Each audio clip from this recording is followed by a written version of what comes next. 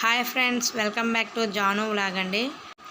ఈరోజు అయితే నేను ఎలా ఎగ్ ఫ్రైడ్ రైస్ చేసుకున్నానో దాన్ని చెప్తున్నానండి. ముందుగా క్యారెట్, బీన్స్, క్యాబేజీ ముక్కలుగా కోసుకొని పక్కనైతే ఉంచుకున్నానండి. తర్వాత బాండలు పెట్టి ఆయిల్ వేసి ఈ క్యాబేజ్, క్యారెట్, బీన్స్ ముక్కలైతే వేసి వేయించుకున్నానండి. ఉడుకుతూ ఉంటాయి.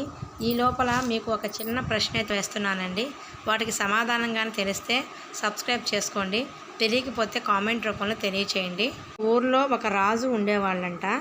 ఆ రాజు మంత్రుల్ని అడిగాడంట, నేను 2 ప్రశ్నలు అయితే వేస్తాను, వాటికి సమాధానం చెప్తారా అని అన్నారంట.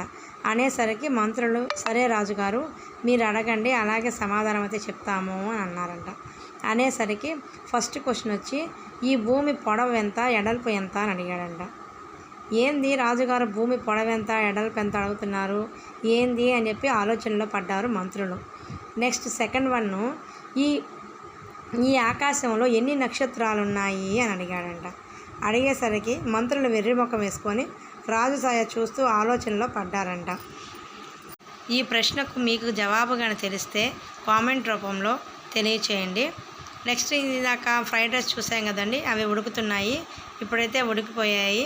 అందులోకి కొద్దిగా సాల్టు, పసుపు, కారం, ధనియాల పౌడర్, మిరియాల పౌడర్, గరం మసాలా అన్నీ వేసేసి బాగా అయితే కలిపెట్టానండి. తర్వాత వైట్ రైస్ అందులోకి వేసి బాగా కలబెట్టాను.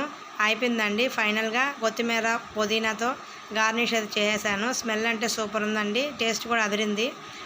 ఫైనల్ టచ్గా ఆనియన్స్తో గార్నిష్ చేసుకున్నానండి. అంటే తినడానికి బాగుంటుంది. ఫ్రైడ్ రైస్ అంటే ఎక్సలెంట్గా ఉందండి. నాకంటే ఫ్రైడ్ రైస్ అంటే చాలా ఇష్టము. మీకు ఏ ఫ్రైడ్ రైస్ అంటే ఇష్టమో కామెంట్ చేయండి. చికెన్ ఫ్రైడ్ రైసా, ఎగ్ ఫ్రైడ్ రైసా, గోబీ ఫ్రైడ్ రైసా, సాదా ఫ్రైడ్ రైసా, వెజ్ ఫ్రైడ్ రైసా? Please subscribe.